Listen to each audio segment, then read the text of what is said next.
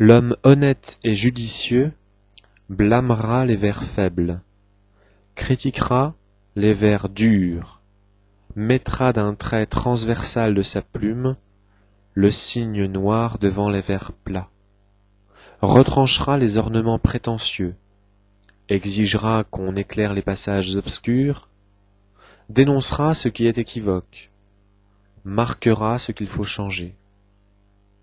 Il se fera Aristarque, et il ne dira point « À quoi bon heurter un ami pour des bagatelles ?» Ces bagatelles conduiront le poète à des ennuis sérieux, s'il est tourné en dérision et accueilli de fâcheuses manières. On fuit l'homme que tourmente la gale maligne, ou le mal royal, ou la frénésie, ou la colère de Diane. De même, l'on redoute de toucher, l'on fuit, si l'on est sage, le poète maniaque. Seuls les enfants lui donnent la chasse, et imprudemment le suivent. Si, pendant que la tête levée, il exhale ses vers et marche à l'aventure, il vient comme l'oiseleur à la piste des merles, à tomber dans un puits ou dans une fosse, il aurait beau crier d'une voix qui porte loin « Au secours! Holà, citoyens !»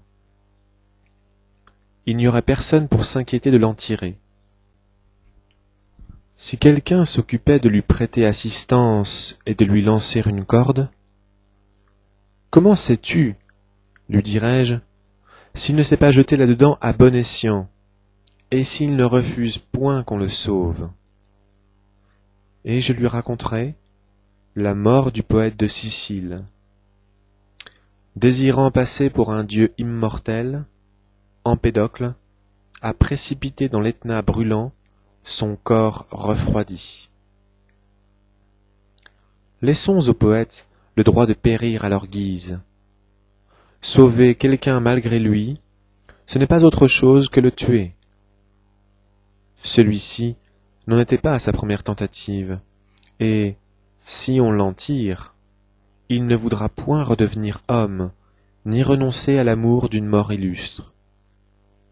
On ne voit pas clairement pour quelle cause il fabrique des vers, s'il a pissé sur les cendres de son père ou profané d'un acte impur un lieu touché de la sinistre foudre. En tout cas, c'est un furieux, et comme un ours qui a réussi à briser devant lui les barreaux de sa cage, ce lecteur féroce met en fuite le savant et l'ignorant. Mais celui qu'il a pu saisir, il le tient, et il le tue à force de lire. C'est la sangsue qui ne lâchera la peau qu'une fois pleine de sang.